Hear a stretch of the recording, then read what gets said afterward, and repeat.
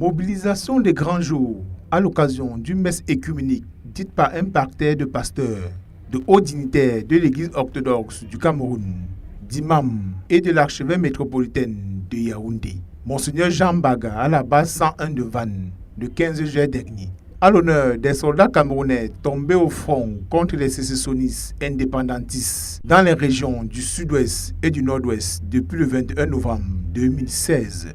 Priez l'Éternel des armées pour eux, priez pour le haut commandement, pour le gouvernement, pour la nation et surtout pour le chef des armées, chef suprême des forces de police et d'une incommensurable utilité. Que vos prières fassent chorus et montent à l'unisson vers Dieu, vers Allah, pour amener dans les cœurs des Camerounais l'amour, la tolérance, le respect de la vie humaine, le respect de l'autre avec ses idées. Cette réaction du ministre délégué à la présidence chargé de la défense apparaît comme un sérieux pied de nez à tous ceux qui, de près ou de loin, participent à la déstabilisation de la République. Betty Assomo est resté intransigeant sur la riposte globale de l'armée camerounaise face à ces sécessionnistes qui menacent la République. Je voudrais le dire ici, sans litote, ni circonlocution. Les vies de nos hommes tombés au champ d'honneur seront vengées. Les assassins, les bandits, les terroristes, les pyromanes,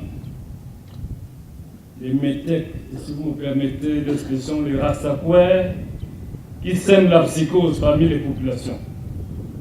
En ce moment, dans certaines parties du pays, doivent savoir que s'ils ne déposent pas les armes, d'eux-mêmes, ils le feront, contraints, forcés ou anéantis. Le Cameroun est un et indivisible, et son intégrité territoriale non négociable. Cette messe écuménique est le fleuron de la solidarité entre le gouvernement, les religieux et le peuple à l'endroit des soldats camerounais tombés sous le drapeau pour la paix et la stabilité du 237. Cette paix qui n'est pas un vœu pieux et que Monseigneur Jean Mbaga appelle à consolider autour de notre armée. Nous, que l'armée a protégé contre un ennemi féroce, nous puissions nous lever les armes à la main pour combattre cette même armée.